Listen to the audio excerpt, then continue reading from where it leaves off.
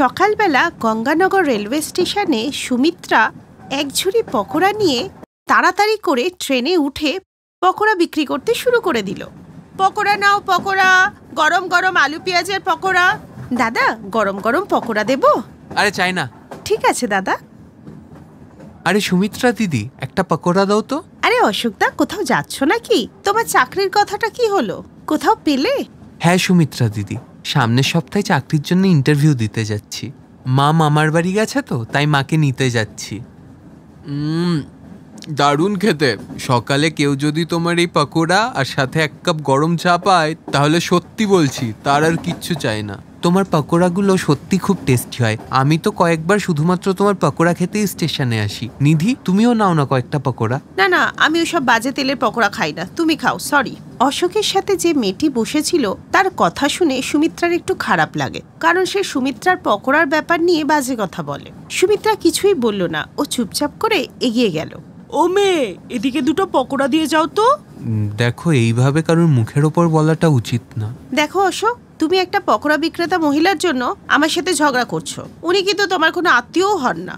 পকোড়া বিক্রি করতে করতে সুমিত্রা ওই মেয়েটার সব কথাই শুনছিল, আর শুনে খারাপ লাগায় সে পরের কামরায় চলে যায়। আর এমনটা হামেশাই হতো। কারোর কারোর সুমিত্রার পকোড়া খুবই ভালো লাগতো। আবার অনেক খদ্দেররা পকোড়ার নিন্দা করতে গিয়ে সুমিত্রাকেও দু কথা শুনিয়ে দিত। মা, তোমার মন উদাস হয়ে আছে কেন? কেউ কি তোমায় কিছু বলেছে? আমি জানি তোর মায়ের মন খারাপ কেন। যখন ওই মেয়েটা তোর মাকে উল্টোপাল্টা কথা বলছিল, তখন মাধবও ওই ট্রেনে ছিল, চা বেচছিল। সুমিত্রা আমাকে মাধব বলল ওই মেয়েটা কিভাবে তোমাকে উল্টোপাল্টা কথা বলেছে। তাই তো আমি বলি যে আমাকে কাজ করতে দাও। তুমি কেন ট্রেনে পকোড়া বিক্রি করো? প্রথম কথা, সব কাজেরই ভালো মন্দ বলার লোক থাকে। হ্যাঁ, একটু খারাপ লেগেছে, কিন্তু কি করব, এটা তো রোজকার ব্যাপার। কেউ প্রশংসা করলে খুশি হই, আর কেউ মন্দ কথা বললে একটু খারাপ লাগে। আর রইল কথা আমার কাজ করার, আমি ভালো করেই জানি এত কষ্ট করে সারাদিন রিক্সাটা চালাও, আর আমি যদি কাজ করাটা বন্ধ করে দিই, তাহলে আমাদের মেয়ের স্বপ্নটা কিভাবে পূরণ হবে বলো? আমাদের দুজনের তো এটাই স্বপ্ন যে আমাদের মেয়ে পড়াশুনো করে বড় মানুষ হবে, ভালো একটা চাকরি করবে। তাই মেয়েকে নিজের পায়ে দাঁড় করাতে হলে আমাদের দুজনকে কিছু সময়ের জন্য এই কষ্টটা করতেই হবে। মা, তুমি চিন্তা করো না, আমি মাধ্যমিক পরীক্ষাটা দিয়েই ছোট একটা চাকরি নিয়ে নেব। তারপর তোমাকে আর কাজ করতে হবে না, আর কষ্ট থাকবে না। না না মা, এখন কোনো দরকার নেই চাকরি করা, তুই আরো পড়াশোনা কর। এখন আমি আর তোমার বাবা আছি তো, আমরা পরিশ্রম করছি তো। তারপর যখন তোমার সময় আসবে তুমি নিশ্চয়ই করবে। এখন পড়াশোনা করো। সুমিত্রা খুবই পরিশ্রমী ছিল। তারপর একদিন সে যখন ট্রেনে পকোড়া বিক্রি করছিল, পকোড়া নাও, পকোড়া, আলু পেঁয়াজের পকোড়া, গরম গরম পকোড়া, এই যে আমাদের 20 টাকা পকোড়া দাও তো। হ্যাঁ হ্যাঁ দিচ্ছি। এ কি ধরনের পকোড়া? ঠান্ডার খেতে বিচ্ছিরে, নাও নাও, ফেরত নিয়ে নাও। এরপর সুমিত্রা পকোড়া বিক্রির জন্য এগিয়ে যায়, কিন্তু ট্রেন জোরে চলার জন্য ও প্ল্যাটফর্মে নামতে পারল না। আর মনে মনে ভাবল, ঠিক আছে, পরে স্টেশনে নামবো। এই ভেবে সে ওই কামরাতে আবার ফিরে এলো যেখানে সেই মহিলাটি বসেছিল। সুমিত্রা ওই কামরায় পকোড়া বিক্রি করতে লাগে। পরের স্টেশনে ওই মহিলা তার বাচ্চাকে নিয়ে ট্রেন থেকে নেমে যায়। সুমিত্রাকে আবার গঙ্গানগর স্টেশনে যেতে হতো, সেজন্য সে ফেরার ট্রেনের জন্য অপেক্ষা করছিল। কিছুক্ষণ পরে যখন ফেরার ট্রেন আসে, সুমিত্রা ওই ট্রেনে উঠে পড়ে। হঠাৎই সুমিত্রার নজর একটা মেয়ের ওপর পড়ে। তার সাথে একটা মহিলা বসেছিল, যার কোলে ওই বাচ্চাটাই ছিল, যে বাচ্চাটা আগের স্টেশনেই তার মায়ের সাথে নেমে গিয়েছিল। এটা তো নিধি না, সেই অশোকদার পাশে যে মেয়েটাকে দেখেছিলাম? আর এর সাথে মহিলাকে, আর এই বাচ্চাটা ওইটা না যাকে আমি পকোড়া বিক্রি করেছিলাম? আর ও তোর মায়ের সাথে আগের স্টেশনে নেমে গেছিল, তাহলে এখন এদের সাথে কি করছে? সুমিত্রাকে সামনে দেখে নিধি খুব ঘাবড়ে যায়, আর যা ওর মুখে স্পষ্ট দেখা যাচ্ছিল। নিধি দিদি, আমাকে চিনতে পারছো? আমি সুমিত্রা, ওই যে অশোকদার সাথে তুমি বসেছিলে সেদিন। কে অশোক? আমি কোনো অশোককে চিনি না। কি আজে বাজে বলছো? যাও, নিজের পকোড়া বিক্রি করবে যাও। সুমিত্রা নিশ্চিত হলো যে কোনো একটা ব্যাপার আছে, তাই নিধি ওকে চিনতে অস্বীকার করছে। আর বাচ্চাটি যার করেছিল সে ওর মা ছিল না, অন্য কেউ ছিল। এই দিকে সুমিত্রা চিন্তায় পড়ে, আর তার কাছে একটা রাস্তাই খোলা ছিল, যে পরের স্টেশনে ট্রেন যাওয়ার আগে টিটিকে সব বলে দেওয়া। বৌদি, এই পকোড়া বিক্রেতা মহিলাটা না আমাকে চেনে, তাই চলো আমরা অন্য কামরায় যাই। আর ট্রেনটা একবার স্টেশন থেকে বেরিয়ে গেলে আর কোনো চিন্তা নেই, কিন্তু সাবধান, ওর চোখ এড়িয়ে চলতে হবে কিন্তু, নাহলে কিন্তু আমাদের সমস্ত খেলা ভেস্তে যাবে। আমাদের এই বাচ্চাকে অন্য কামরায় নিয়ে যেতে হবে, তাড়াতাড়ি চলো। হ্যাঁ চল চল, অন্য কামরায় চল, তাড়াতাড়ি চল। তখনই বাচ্চাটা কাঁদতে কাঁদতে মহিলার কোল থেকে নেমে যায় আর ট্রেন থেকে নেমে তার মাকে এদিকে ওদিকে খুঁজতে লাগে। এরপরই সুমিত্রা ট্রেনের গেটটা লাগিয়ে দেয় আর ওই বাচ্চাটাকে কোলে নিয়ে আদর করতে থাকে। ততক্ষণে টিটি চলে আসে। ভয় পেও না বাবা, এখনই তোমাকে তোমার মায়ের কাছে পৌঁছে দেব, আর টিটি আঙ্কেল ওদের দুজনকে ধরে নেবে। সুমিত্রা, ট্রেন এখন থেমে গেছে। এখন চলো আমরা এই 2 বাচ্চা চোর মহিলাকে পুলিশের হাতে ধরিয়ে দিই। তুমি খুব ভালো কাজ করেছো।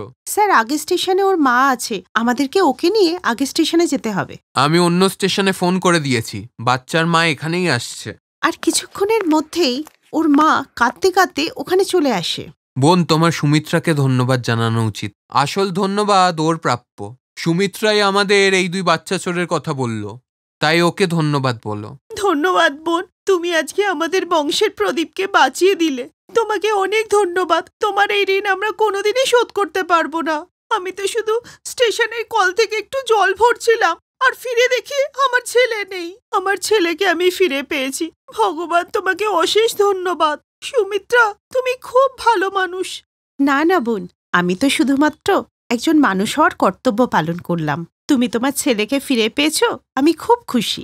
আমরা যদি ওদেরকে এই স্টেশনে ধরতে না পারতাম তাহলে ওদেরকে আর খুঁজে পাওয়া যেত না। তখন ওখানে অশোকও চলে আসে। সুমিত্রা ওকে ফোন করে ডেকে নিয়েছিল। নিধি, আমার তো ভেবেই ঘৃণা হচ্ছে যে তুমি এরকম একটা লজ্জাজনক কাজ করতে পারো। আমি তোমার মতো একটা মেয়েকে ভালোবেসেছি, তোমার সাথে জীবন কাটাবো ভাবছিলাম। ছি, ভাগ্যিস সুমিত্রা দিদির জন্য বেঁচে গেলাম। আজকে সুমিত্রা দিদির জন্য তোমার আসল রূপ আমি দেখতে পেলাম। ইন্সপেক্টর, এই 2 বাচ্চা চোর মহিলাকে এক্ষুনি এখান থেকে নিয়ে যান আর এদের চরম শাস্তি দিন। নিয়ে যান এদেরকে। এই ধরো এদেরকে। এই যে ম্যাডাম, গ্রেপ্তার করুন। বাচ্চা চুরি করিস? ধিক্কার তোদেরকে যে তোরা একজন মহিলা। সবাই সুমিত্রার খুব প্রশংসা করে। আজকে সে একটা বাচ্চাকে তার মায়ের কাছ থেকে দূর হতে বাঁচিয়েছিল। পরের দিন ওই মহিলা তার স্বামীকে নিয়ে সুমিত্রাদের বাড়িতে আসে আর পুরস্কার স্বরূপ 50,000 টাকা জোর করে দিয়ে যায় আর কথা দেয় যে বর্ষার পুরো পড়াশোনার খরচাই ওরা করবে। এরপর সুমিত্রা আর তার স্বামী মিলে ওই টাকা দিয়ে স্টেশনের কাছেই একটা চা আর পকোড়ার দোকান কিনে নেয়। সুমিত্রাকে এখন আর ট্রেনে ট্রেনে ঘুরতে হয় না। তার ভালো কাজের ফল সে পেয়েছিল, আর যার জন্য সুমিত্রা ভগবানকে সবসময় ধন্যবাদ জানায়।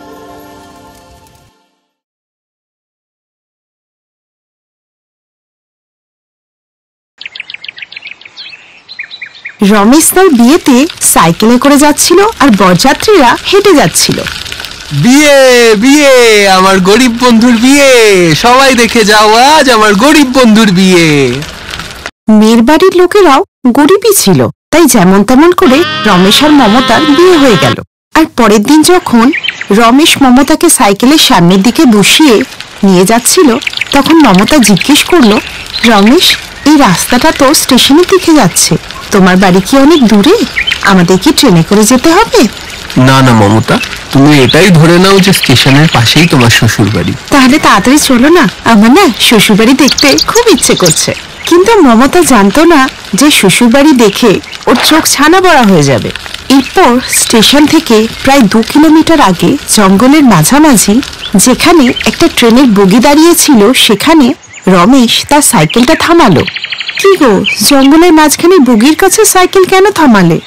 না না মমতা, এই রেলের বগিটা দেখেছো তো, এটাই তোমার শ্বশুর বাড়ি, এটাই। এই দেখে মমতা অবাক হয়ে গেল। আমি জানতাম যে তুমি পৃথিবীতে একা, কিন্তু তোমার কাছে যে থাকার ঘরও নেই সেটা তো জানতাম না।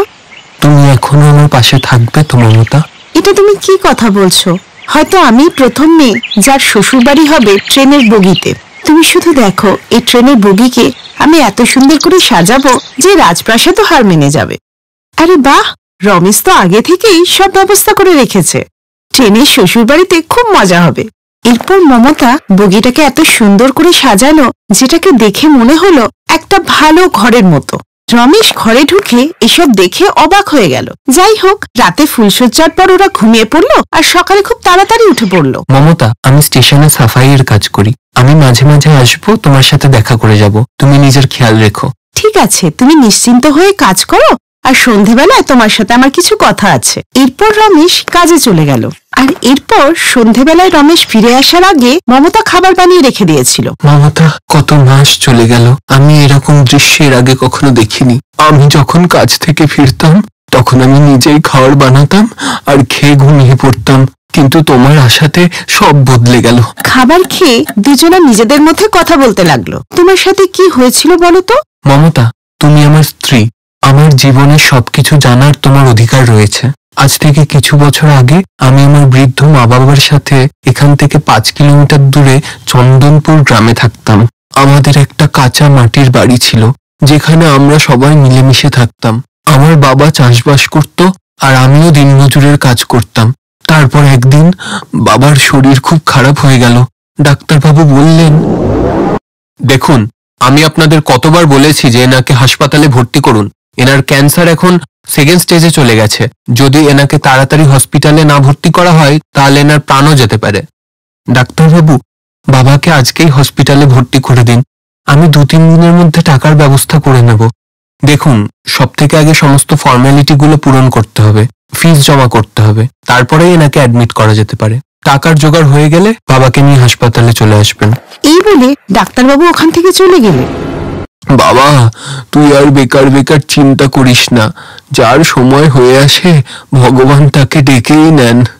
চিন্তা করো না বাবা, আমি প্রধান মশাইয়ের সাথে গিয়ে কথা বলছি।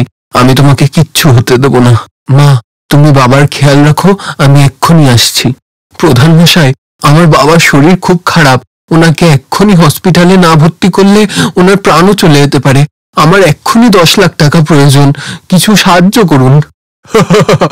দেখছেন মুনিমজি, এর মুখ দেখে তো মনে হচ্ছে এ জীবনে 10 টাকাও দেখেনি, আর এখন 10 লাখ টাকা চাইছে। শোনো ভাই, এত টাকা আমি ধার দিতে পারবো না এখন তোমাকে, যাও। প্রধান মশাই, আপনি আমার ঘর বাড়ি জমি সবকিছু বন্ধক রেখে দিন, কিন্তু আমাকে 10 লাখ টাকা দিয়ে দিন। আমি তো এই গ্রামেরই লোক, আপনি তো আমাকে চেনেন, আমি তো আর কোথাও পালিয়ে যাব না। ঠিক আছে, আমি উকিল সাহেবের সাথে কথা বলে তোমাকে 5 দিন পরে ডাকছি। 5 দিন পরে এসে টাকা নিয়ে যেও। প্রধান মশাই, এত সময় নেই, আমায় বাবাকে এক্ষুনি হাসপাতালে ভর্তি করতে হবে। দেখো, আমাদের উকিল বাবু বাইরে গেছে, উনি ফিরলে তখনই সই হবে আর তখনই তুমি টাকা পেতে পারো। এখন যদি তোমার অত তাড়াই থাকে তাহলে চুরি ডাকাতি যা ইচ্ছে করো। মুনিমজি, এই ভিখারিটাকে এখান থেকে তাড়ান। এরপর প্রধানের লোকেরা ওকে ধাক্কা দিয়ে বাড়ি থেকে বার করে দিল। এর 5 দিন পর মুনিমজি রমেশকে ডাকলে ও ছুটে জমিদারের বাড়িতে যায়। এরপরও না পড়েই সই করলো আর টাকা নিয়ে চলে এলো। এরপরও বাবাকে হসপিটালে অ্যাডমিট তো করলো, কিন্তু সময় শেষ হয়ে গিয়েছিল। আমি তো অনেকদিন আগেই বলেছিলাম টাকার ব্যবস্থা করে ওনাকে ভর্তি করাতে, কিন্তু আপনারা এতদিন দেরি করলেন। যান, এখন নিয়ে যান এনাকে। বাবা মারা যাওয়ার পর সেই শোকে আমার মাও কিছুদিন পরে মারা গেলেন। তারপর আমি এদিক ওদিক সাফ সাফাইয়ের কাজ শুরু করলাম। ওই বাড়িতে আর আমার থাকতে ভালো লাগতো না। তার 1 মাস পর প্রধান মশাই যখন ওনার উকিলকে পাঠালেন, তখনই আমি বুঝতে পারলাম যে উনি জোচ্চুরি করে আমার ঘর বাড়ি সমস্ত কিছু লিখিয়ে নিয়েছেন। আমার তখন টাকার এত প্রয়োজন ছিল যে আমি কাগজটা না পড়েই তাতে সই করে দিয়েছিলাম। রমেশের এই কথা শুনে মমতার চোখে জল চলে আসে। তুমি চিন্তা করো না, যা হয়ে গেছে তা তো আমরা বদলাতে পারবো না, কিন্তু যারা তোমার সাথে অন্যায় করেছে তাদেরকে আমরা উচিত শিক্ষা তো দিতে পারবো। ওই দিন থেকে রমেশ আর মমতা দুজনে মিলে স্টেশনে কাজ করতে লাগলো। ওরা চা আর সিঙ্গারা বিক্রি করতে লাগলো। এরপর ধীরে ধীরে কিছু টাকা জমলে মমতা আর রমেশ ট্রেনের শ্বশুরবাড়ির কিছু দূরে রাস্তার ধারে একটা চা আর সিঙ্গারার দোকান খুললো। এই রাস্তায় দোকান খুলে আপনারা খুব ভালো কাজ করেছেন। এখানে দূর দূর অব্দি কোনো দোকান নেই।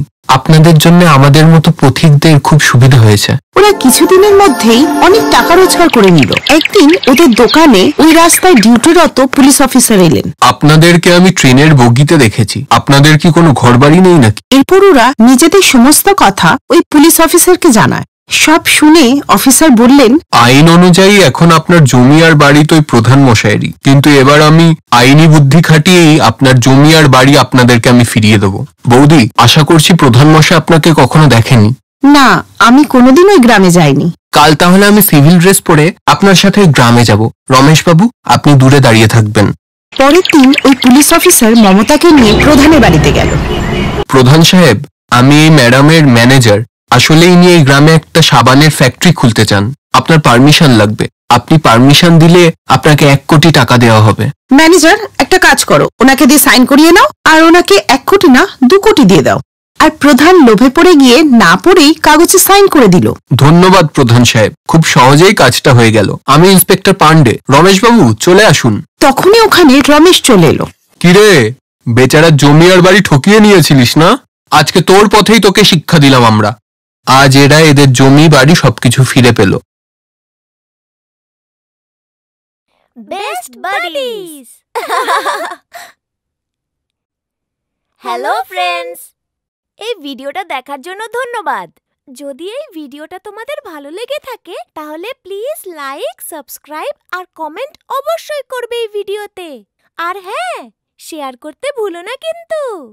আরো অনেক মজাদার ভিডিও দেখার জন্য নিচে দেওয়া এই বেল আইকনটাকে প্রেস করো। দেখতে থাকো বেস্ট বাডিজ।